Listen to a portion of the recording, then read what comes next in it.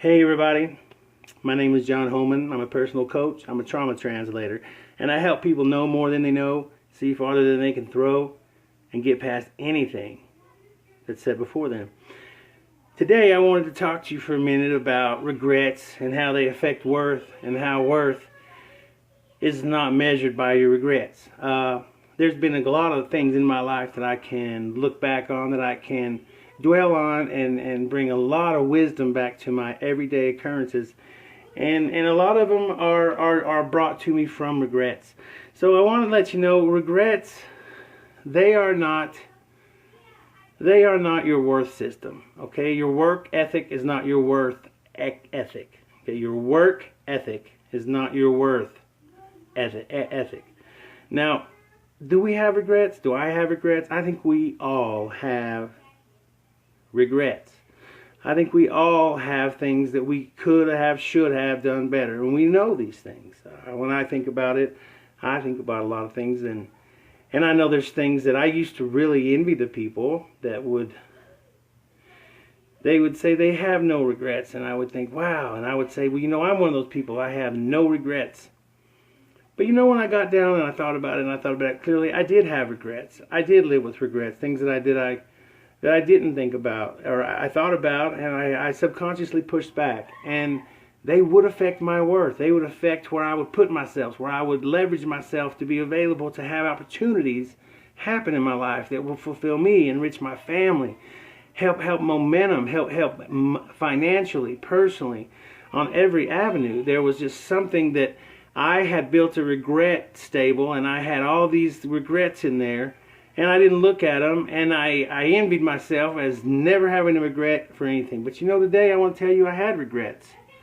I had regrets. I can tell you there were, knowing me today, knowing me now, there were many regrets. I regret not leaving the therapist that was helping me with my amputation through it, the psychologist, before he committed suicide, and found out that there was a lot of issues, and it compounded things with me. I regret not telling secrets. I regret not telling the story and the things that would allow me to unlock from pain and help me embrace progress. One of my biggest regrets is I regret not asking for help when I could have asked for help, when I could have asked to find something inside of me by asking someone outside of the situation if they would please reach in, because I wanted to reach out. And I regret that a lot, and I think I know that in my life today. And I regret that I've spoke to my kids before out of frustration, when I was upset, when I was angry, when I was frustrated and didn't understand what was happening, or I was up against an obstacle, which was myself. I regret that I talked to people, that my kids like that my family heard those things. I regret not being honest with myself in times that I should have been, and I hurt people, and I set people's feelings aside, and I didn't focus on the true content and the personal matter in the matter, which was the person and how they felt and how they were being affected by everything that was the reactions of everything going on. And those things, they are regrets, and I have those today, and I think we all can have a list that we can list off like that, and it's going to be different colors, but it's going to be about the same list if we think about it. But today I want you to know that is not your worth. That is not what you measure your worth by. When you measure your worth by that, you're going to come up short every single time, and wanting and longing and missing the mark, and wishing you could have done better. Well, you can't do better if you're always doing your best. You do your best and you outdo that. So, and that's a simple analogy. It's a simple secret. It's something that I use every day.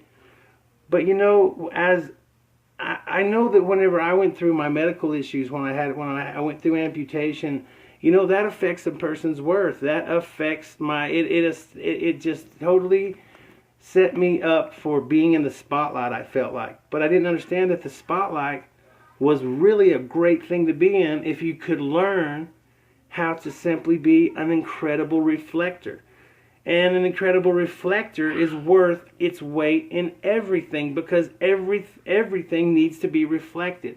So I found that through knowing that one day I still have medical issues. I still have a brain.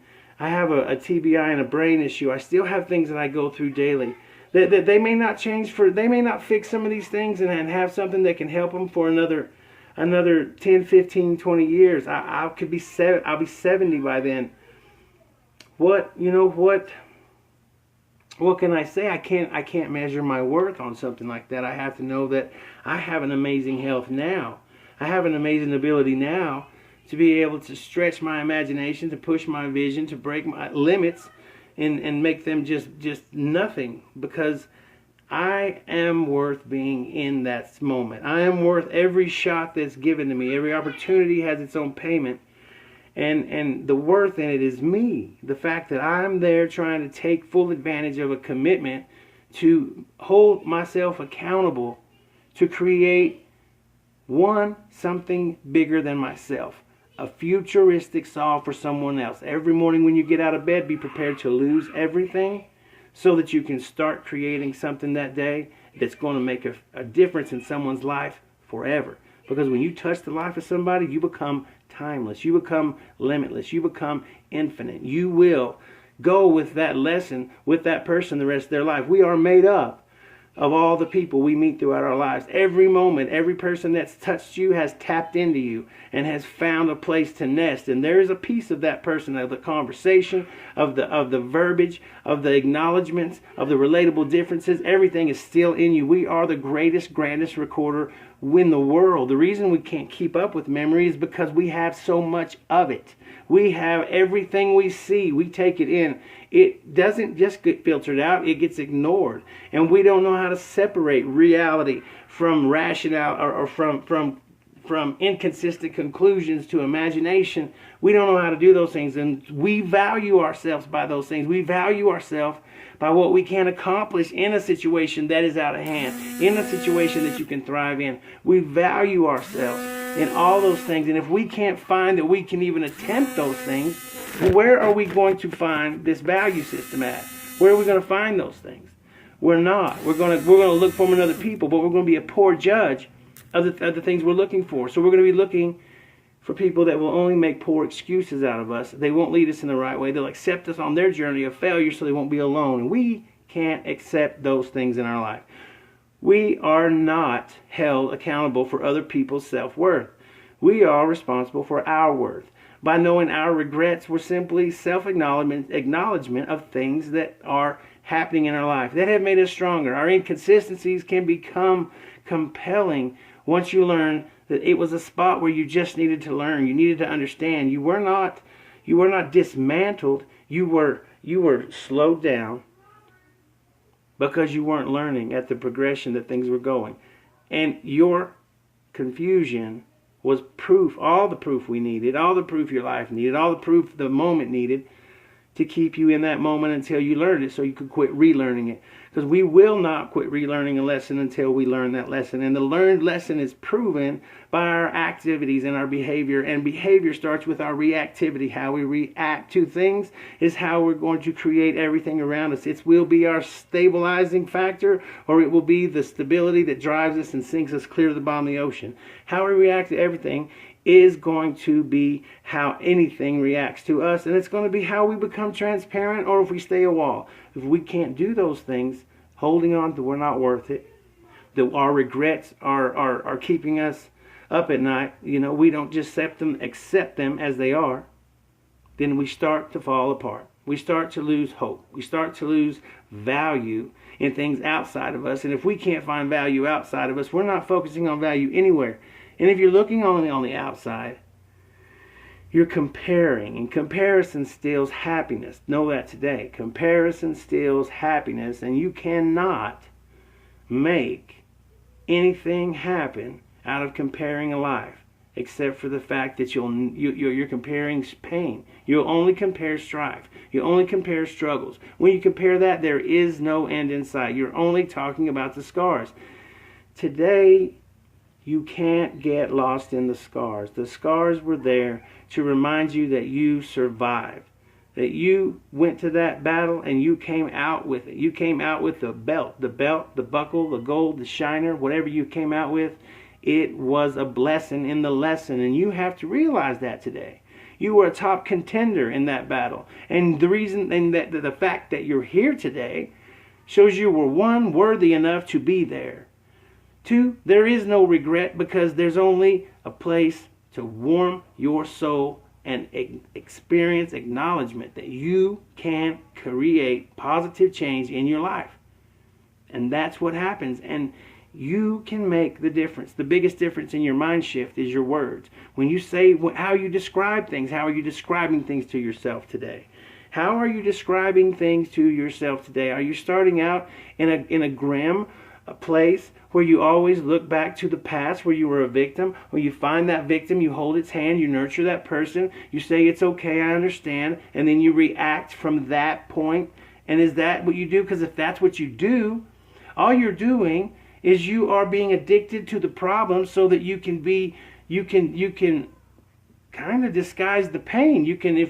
People that are addicted to problems, they use that to avoid pain, to avoid fear, so they don't have to face fears. And they would rather make a problem than a solution happen, because they're not people that want to take a step forward. They're not people that want to do that. And I've been that person. And you may be that person today. And there's nothing wrong with being that person. What's wrong with being that person is staying that person. Not stepping up, asking for help, asking for an accountability partner, asking for the things that you feel that you need, that you want to give. Ask for those things, and ask for them in every way you know how, until somebody will hear you. Now, everyone may not hear you, but the people that don't, maybe they're not supposed to hear you. But the one that is supposed to hear you will hear you. And they will know how to work with you. And they will know how to subdue the demons and the fears that you're putting out there, because you were vulnerable enough to keep your worth. Being vulnerable means you have incredible courage and worth and strength and stamina. So don't ever let vulnerability feel like you have a regret. Don't ever let that be a regret. If you were vulnerable in your life and you say, I trusted, and that was the worst thing I could have done. No, the best thing you could have done was trusted, so you could learn how to get past how to trust people. You have to learn how not to trust people to learn how to trust people, and that's just how a lot of us live. And if you think that it's not how a lot of us learn, you're sadly mistaken. There is nobody out there that's took a gigantic leap in life and got to skate through a bunch of things. Everything had a price, and everything paid its toll on somebody in some way. We don't see it because, we do not talk about our secrets. We don't hold secrets. Secrets hold us. They hold us accountable to silence. They hold us in a place where violence abides, but we will not let it out. And it beats us up inside every day, every day. I was a victim of secrets and those things. And so I can tell you firsthand that when you do not let the secret out, you do not release the pain, and you will wake up hurting and ambitious for someone to only help you inside the pain. Stay comfortable with the pain. You won't look for a solution to the problem. You'll find a way to stay comfortable with it so that you can manage the problem and work out another 24 hours, because you're only living 24 hours at a time by that. And the longer it goes, you start living, so there's times you'll be living 5 minutes at a time. But you just learn your coping mechanism is to be resilient to pain. Do the next thing to cause the pain again, because you only know how to do that pattern, because your worst system is to fail. Fail extremely well to the point where you might succeed, and then self-sabotage and turn around and do it all again, because you don't learn the lesson, and you relearn, you reboot back in the beginning again. You learn to hate the beginning, you learn to hate the middle, you learn to hate the struggle, you learn to skip the struggle, you learn to hate the finish, you learn to hate the whole process of life. And people give up on that level. People give up and become alcoholics and drug addicts on that level. They start ignoring their body, their health, their children, their wife, their life. Everything starts to go downhill because the worth dropped, because regrets became number one in their life. So don't let regrets be number one in your life. They can't be. Don't let worth be your worth ethic. Don't let it be defined by your work ethic, because what you're working for is great, but what are you dreaming for? Let's turn those dreams into goals. Let's make those reality.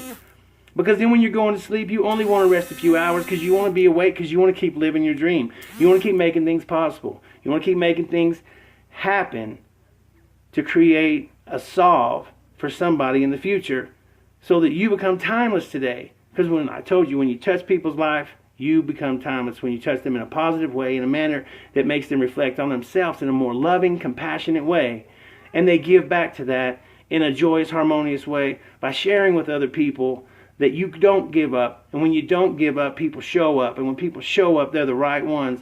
Then you have to ask for help and accept that you have people on this journey that are going to do exactly what you need them to do in that moment. Learn to appreciate that moment, and you'll be able to read the people even better.